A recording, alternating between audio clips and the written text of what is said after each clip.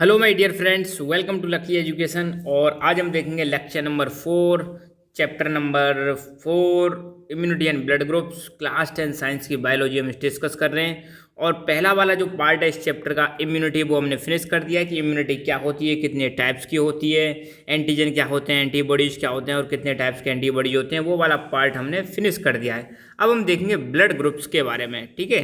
हालांकि ये वाला जो टॉपिक है हमने चैप्टर नंबर 2 सर्कुलेटरी सिस्टम में थोड़ा सा डिस्कस कर लिया है, फिर भी आई एम श्योर वो चीज़ आपको यहाँ पे हेल्प करने वाली और रिवाइज होने वाला चीज़ें। तो सबसे पहले हम देखेंगे ब्लड के बारे में। तो मैंने आपको बताया था कि हमारी ह्यूमन बॉडी में जो सर्कुलेटरी सिस्टम होता है, सर्कुलेटरी सिस्टम के मेनली 3 कंपोनेंट होते हैं। पहला कंपोनेंट होता है ब्लड, दूसरा कंपोनेंट होता है ब्लड वेसल्स और तीसरा कंपोनेंट होता है ह्यूमन हार्ट, ठीक है। तो ब्लड, सबसे पहले हम ब्लड के बारे में जानेंगे। तो हालांकि ब्लड के बारे में तो आप बहुत ज़्यादा जान चुके हैं अगर आपने सर्कुलेटरी सिस्टम को पढ़ रखा है, ठीक है।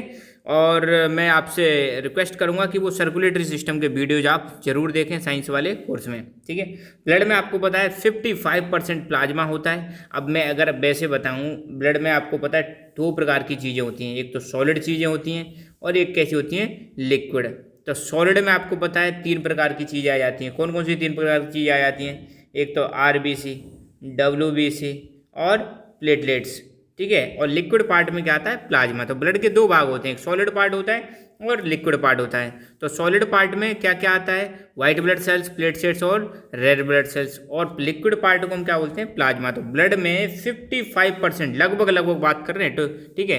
तो ब्लड में 55% प्लाज्मा होता है, 1% के समथिंग व्हाइट ब्लड सेल्स और प्लेटलेट्स होती हैं, जबकि 44% क्या होती हैं? रेड ब्लड सेल्स होती हैं। मतलब देखी जाए तो प्लाज्मा के बाद दूसरा नंबर किसका आता है? रेड ब्लड सेल्स का आता है। तो ब्लड के बारे में बात करें तो एक लिविंग टिश्यू है, लिविंग टिश्यू है। साथ के साथ में ये थिक होता है, स्टिकी होता है, रेड कलर का टिश्यू होता है ब्लड। और ब्लड रेड क्यों होता है? आपको पता है, आरबीसी की वजह से। और आरबीसी में भी एक चीज़ पाई जाती है जिसको हम बोलते हैं हीमोग्लोबिन। तो हीमोग्लोबिन की प्रेजेंस से आरबीसी का कलर कैसा होता है? रेड होता है। और इसीलिए ब्लड का कलर भी कैसा हो जाता है? रेड हो जाता है। और ब्लड किस में फ्लो करता है? ब्लड वेसल्स में फ्लो करता है। ब्लड वेसल्स भी मैंने बताया था आपको 3 प्रकार की होती हैं, आर्टरीज, वीन्स और कैपिलरीज। आर्टरीज में प्योर ब्लड या हम कह सकते हैं ऑक्सीजनेटेड ब्लड फ्लो करता है। वीन्स में डीऑक्सीजनेटेड या इम्प्योर ब्लड फ्लो करता है, मतलब ऑक्सीजन वाला आर्टरीज में और CO2 वाला वीन्स में। उसके कुछ एक्सेप्शंस भी हैं, वो मैंने चैप्टर 2 में बता रखे हैं। ब्लड दो प्रकार की चीज़ों से मिलकर बना होता है, एक तो प्लाज्मा और blood cells. Plasma liquid part होता है, ब्लड सेल्स सॉलिड पार्ट होता है। ब्लड सेल्स भी कितने प्रकार की होती हैं? 3 प्रकार की, आरबीसी, डब्ल्यूबीसी और प्लेटलेट्स, ठीक है। तो there are 3 types of blood corpuscles या ब्लड सेल्स। 3 प्रकार की होती हैं। एक होती है रेड ब्लड कॉर्पसेल्स या रेड ब्लड सेल्स, और इनका काम क्या होता है? Transport and exchange. आपको पता है, मैंने बताया था ब्लड वाले टॉपिक में, आरबीसी जो होती है ट्रांसपोर्टेशन में हेल्प करती हैं। किसके ट्रांसपोर्टेशन में? गैसेस के ट्रांसपोर्टेशन में, स्पेशली ऑक्सीजन और कार्बन डाइऑक्साइड।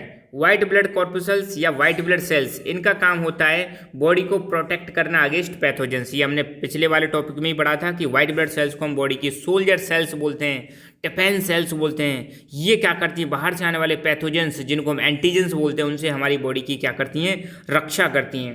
प्लेटलेट्स ये क्या करती हैं? अगर मान लो आपने देखा हो कई बार चोट लग जाती है हमारी, तो चोट लगने के बाद खून निकलने लग जाता है। अगर वो खून ऐसे अगर निकलता रहे तो हमारी डेथ हो सकती है। इसीलिए आपने देखा होगा हमारी बॉडी में एक डिफेंस मैकेनिज्म है, जैसे ही कहीं पर ब्लीडिंग होती है तो वहाँ पर ये प्लेटलेट आकर इकट्ठा हो जाती हैं और ब्लड के फ्लो को क्या कर देती हैं? रोक देती हैं, आउटवर्ड, मतलब बाहर जो ब्लड फ्लो कर रहा है उसको रोक देती हैं और ब्लड का वहाँ पर थक्का जमा देती हैं। तो प्लेटलेट्स का काम क्या है? Protect blood vessels and responsible for blood clotting. Blood clotting के लिए रेस्पॉन्सिबल है, मतलब खून का थक्का जमाने के लिए रेस्पॉन्सिबल है। अब हम देखेंगे ब्लड ग्रुप्स के बारे में। ये तो ब्लड के बारे में देखा। आजकल आपने ये नाम सुने होंगे, A negative, A positive, B positive, A B positive, B negative, A B negative, O positive, A negative. ये क्या है? ये सारे के सारे क्या हैं? ब्लड ग्रुप्स हैं, ठीक है। हालांकि ब्लड ग्रुप्स के बारे में भी मैंने 2nd चैप्टर में आपको बता दिया है, ठीक है। तो ब्लड ग्रुप्स, तो सबसे पहले ध्यान रखना, ब्लड ग्रुप्स को अलग अलग ग्रुप्स में डिवाइड करने वाले या ब्लड को अलग अलग ग्रुप्स में डिवाइड करने वाले साइंटिस्ट का नाम क्या था? Karl Landsteiner. ध्यान रखना, ये पेपर में आ चुका है क्वेश्चन कि who classified the blood into different blood groups. तो आपको बताना है कार्ल लैंडस्टीनर ने इसको क्लासीफाई किया था। ये ऑस्ट्रेलियन साइंटिस्ट थे। कब क्लासीफाई किया था? 1901 में, ठीक है। तो ये हैं हमारे कार्ल एंड स्टीनर, जिन्होंने ब्लड को डिफरेंट डिफरेंट ग्रुप्स में क्लासीफाई किया और इस डिस्कवरी के लिए उनको नोबेल प्राइज भी मिला था। ये चीज़ आप ध्यान रखना, ठीक है। ब्लड ग्रुप्स, अब देखो ये मान लो कोई आरबीसी है, क्या है आरबीसी। आरबीसी कोई आपकी, अगर ये आरबीसी हो गई और ये बाहर वाली जो है इसकी आरबीसी की सरफेस हो गई, ठीक है।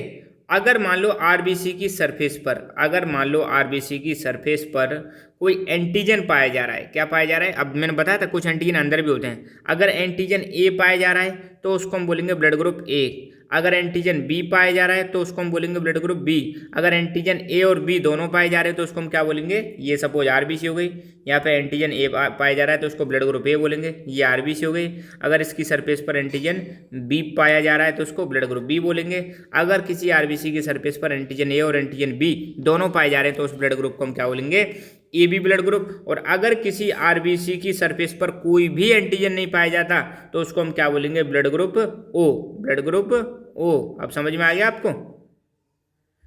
चलो तो देखते हैं क्या लिख रखा है। On the basis of presence और absence of various antigen on the surface of RBC या red blood cells, blood can be divided into 4 groups. Blood को 4 भागों में डिवाइड किया गया है, ए बी और ओ। तो ध्यान रखना ब्लड ग्रुप्स को 4 भागों में किसके आधार पर डिवाइड किया गया है, ये डिवाइड किया गया है कि कोई भी आरबीसी जो है उसकी सरफेस पर कौन सा एंटीजन पाया जा रहा है और कौन सा नहीं पाया जा रहा। अगर एंटीजन ए पाया जा रहा है तो ब्लड ग्रुप ए, अगर एंटीजन बी पाया जा रहा है तो ब्लड ग्रुप बी, और अगर एंटीजन ए और एंटीजन बी दोनों पाए जा रहे हैं तो ब्लड ग्रुप ए बी, और कोई भी एंटीजन नहीं पाया जा रहा है तो उसको ब्लड ग्रुप ओ बोलते हैं, ठीक है। ये जो एंटीजन्स होते हैं, ये जो एंटीजन्स होते हैं, एंटीजन दो ही हैं, ए और बी, ये दो ही एंटीजन है, ठीक है। ये जो एंटीजन्स होते हैं ये प्रोटीन्स, ग्लाइकोप्रोटीन्स, कार्बोहाइड्रेट्स और ग्लाइकोलिपिड्स, इनके ये बने होते हैं, ध्यान रखना।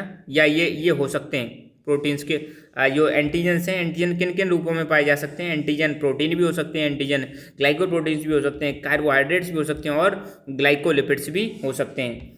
These antigens are synthesized from single allele और a gene and transmitted genetically from parent to children. ध्यान रखना ये जो एंटीजन है, कौन कौन से एंटीजन, एंटीजन ए और एंटीजन बी, ये एक ही जीन से बनाए जाते हैं, एक ही अलील से बनाए जाते हैं, सिंगल अलील ऑफ जीन, मतलब जीन का एक सिंगल अलील होता है उसी से बनाए जाते हैं। और ये फिर माता पिता से बच्चों में ट्रांसफर होते रहते हैं जेनेटिकली। जेनेटिक्स हम पढ़ चुके हैं कि माता पिता से उनके कैरेक्टर्स का उसकी संतान में ट्रांसफर होना, यही तो जेनेटिक्स की स्टडी, जेनेटिक्स है, ठीक है। 2 types of antigens are present on the surface of RBC. RBC की सरफेस पर 2 प्रकार के एंटीजन होते हैं, एक तो एंटीजन ए और दूसरा एंटीजन बी, ठीक है। और इसी के आधार पर हम ब्लड ग्रुप्स को क्लासीफाई करेंगे। अलील क्या होता है, अलीलोमॉर्फ क्या होता है, मैंने जेनेटिक्स वाले चैप्टर में आपको बताया था। The alternative forms of a gene which control any one character is called allele या अलीलोमॉर्फ। जैसे प्लांट की हाइट, प्लांट की हाइट टॉल भी हो सकती है, प्लांट की हाइट ड्वार्फ भी हो सकती है, ठीक है। तो यहाँ पे प्लांट की हाइट को कंट्रोल करने का, हाइट क्या है, हाइट का एक जीन होता है और which has 2 alleles, capital T और स्मॉल टी। हाइट का अलील हो गया, हाइट का कोई अलील हो गया, हाइट HEIGHT, ठीक है। और इसके अगर प्लांट टॉल है तो उसमें कौन सा अलील होगा, टी, ड्वार्फ है तो स्मॉल टी। तो अलील क्या होता है, alternative forms of a gene, किसी भी जीन का अल्टरनेटिव फॉर्म। टी का अल्टरनेट क्या हो जाएगा, कैपिटल टी का स्मॉल टी, स्मॉल टी का अल्टरनेट कैपिटल टी, इसको हम क्या बोलते हैं, अलील। तो ध्यान रखना एक ही अलील होता है, मतलब सिंगल अलील होता है जो क्या करता है, एंटीजन्स को सिंथेसाइज करता है, ये चीज़ आपको ध्यान रखनी है। ब्लड ग्रुप्स तो हमारे 4 प्रकार के ब्लड ग्रुप हो गए, ए बी और ओ, ठीक है। तो based on presence of these antigens blood group can be divided into 4 groups, ठीक है। और इस वाली क्लासिफिकेशन को हम बोलते हैं ABO ग्रुपिंग, ठीक है। On the surface of RBC, अब मान लो ये आरबीसी है, अगर इसकी सरफेस पर एंटीजन ए पाया जा रहा है तो उसको हम बोलेंगे blood group A, antigen B पाया जा रहा है सरफेस पर तो उसको हम बोलेंगे ब्लड ग्रुप बी, और both antigens A and B पाए जा रहे हैं तो उसको हम बोलेंगे ब्लड ग्रुप ए बी, और कोई भी एंटीजन नहीं पाया जा रहा आरबीसी की सरफेस पर तो हम उसको बोलेंगे ब्लड ग्रुप ओ। ये चीज़ आप ध्यान रखना। एक और एंटीजन होता है जिसको हम बोलते हैं RH एंटीजन, ये हालांकि बाद में डिस्कवर किया गया था, पहले डिस्कवर नहीं किया गया था। तो एक और एंटीजन पाया जाता है आरबीसी की सरफेस पर जिसको हम बोलते हैं, अब जैसे मान लो ये आरबीसी की सरफेस पर, इस पर एक तो एंटीजन ए पाया जा रहा है, अगर सपोज इस पर RH एंटीजन भी पाया जा रहा है तो इसको हम बोलेंगे ए पॉजिटिव। और सपोज कोई आरबीसी की सेल है उसकी सरफेस पर ए मतलब एक एंटीजन ए ही पाया जा रहा है, RH नहीं पाया जा रहा है तो उसको हम ब्लड ग्रुप को क्या बोलेंगे, ए नेगेटिव। मतलब ये पॉजिटिव और नेगेटिव का मतलब क्या है? पॉजिटिव का मतलब है RH फैक्टर है और नेगेटिव का मतलब RH फैक्टर नहीं है, बस इतना सिंपल सा याद रखना। तो RH antigen also present on the surface of RBC। RBC की सरफेस पर RH एंटीजन भी पाया जाता है। दो एंटीजन तो हमने देख लिए, एंटीजन ए और antigen B. If RH is present then blood group is called RH positive. अगर RH फैक्टर पाया जाता है तो उस ब्लड ग्रुप को हम क्या बोलेंगे? RH positive. और RH फैक्टर एब्सेंट है तब ब्लड ग्रुप को हम क्या बोलेंगे? RH negative. और this classification of blood is called RH grouping, और इसको हम क्या बोलते हैं? RH ग्रुपिंग बोलते हैं। ठीक है। Person having blood group A have IgM type anti B antibody. अगर किसी व्यक्ति का ब्लड ग्रुप ए है तो उसमें एंटी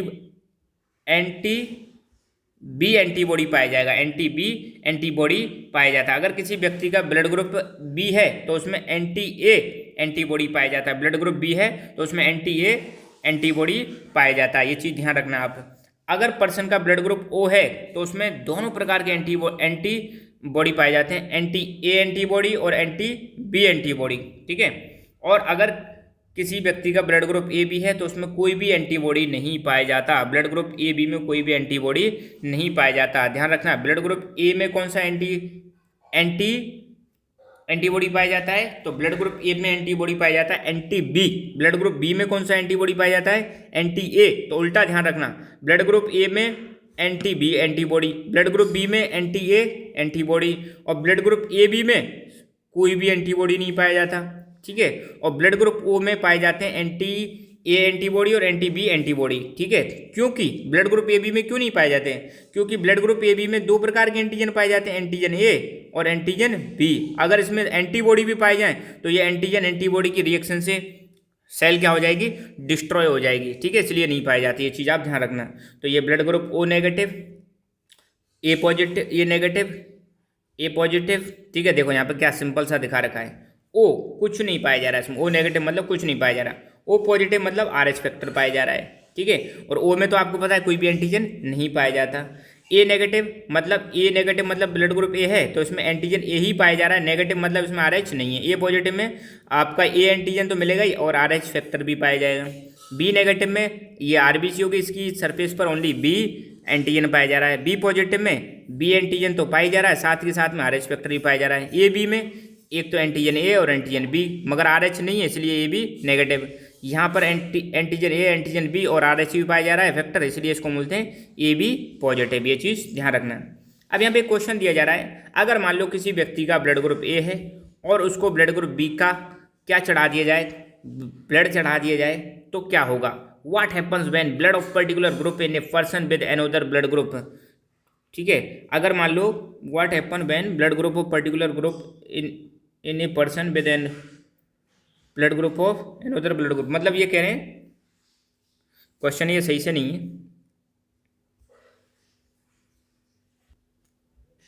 यहाँ पे ध्यान रखना एक चीज रह गई है, what happen when blood group of a particular group in a person is transfused with another blood group. अब मतलब ये कह रहे हैं कि अगर किसी व्यक्ति में, जैसे उस व्यक्ति का, जैसे यहाँ पे दे रखा when A person with blood group ए, अगर किसी व्यक्ति का ब्लड ग्रुप क्या है? ए है, तो उसमें कौन सी एंटीबॉडी पाई जाएगी?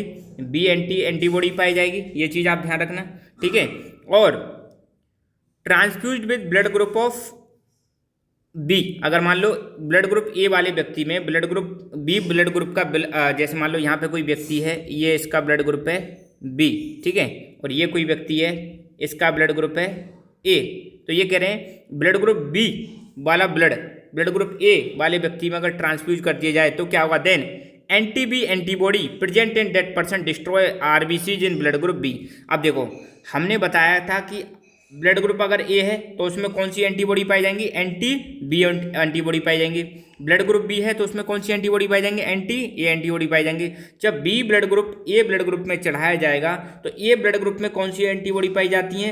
एंटी बी एंटीबॉडी पाई जाती है। वो एंटी बी एंटीबॉडी इस ब्लड की आरबीसी को क्या कर देंगी, डिस्ट्रॉय कर देंगी। और डिस्ट्रॉय कर देंगे तो मतलब कोई मतलब नहीं रहेगा और दिक्कत हो सकती है, ब्लड की क्लॉटिंग हो सकती है इंटरनली और पर्सन की डेथ भी हो सकती है, बहुत कुछ हो सकता है। ठीक है, इसके कंसिक्वेंस खतरनाक होते हैं। इसलिए आपने देखा होगा ब्लड की ट्रांसफ्यूजन करने से पहले, ट्रांसफ्यूजन का मतलब है ब्लड को एक व्यक्ति से दूसरे व्यक्ति में चढ़ाने से पहले या देने से पहले ब्लड की टेस्टिंग की जाती है कि आपका ब्लड ग्रुप क्या है। बहुत सारी टेस्टिंग होती हैं। ठीक है, तो अलग अलग ब्लड ग्रुप का मतलब या मतलब मेरा सपोज ब्लड ग्रुप ए है तो मैं बी का नहीं ले सकता, ए का ही ले सकता हूँ। ऐसे कई सारे केसेस होते हैं। क्यों नहीं ले सकते वो मैंने बताया। जो एंटीबॉडी और एंटीजन है ये क्या करते हैं, रिएक्शन करते हैं और रिएक्शन करके डिस्ट्रॉय कर देते हैं किसको, आरबीसी को। ये चीज़ आप ध्यान रखना। थोड़ा क्वेश्चन गलत हो गया यहाँ पे ट्रांसफ्यूज लिख देना साथ में पर्सन।